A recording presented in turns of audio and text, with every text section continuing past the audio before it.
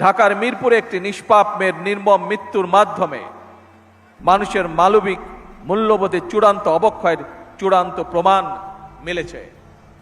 প্রিয় উপস্থিতিবৃন্দ, প্রিয় ভাই বোনেরা, এ বিষয়ে একটি কথা আজকের এই অনুষ্ঠানে আমি পরিষ্কারভাবে আপনাদের সামনে তুলে ধরতে চাই।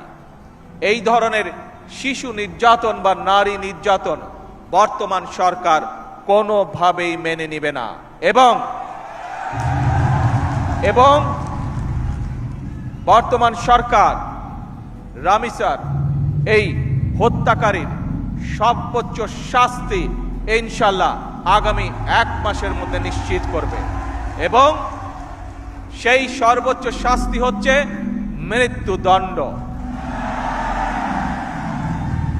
যাতে করে ভবিষ্যতে আর কোনো ব্যক্তি মানুষ এইভাবে শিশু বা নারী নির্যাতন করার সাহস না পায়।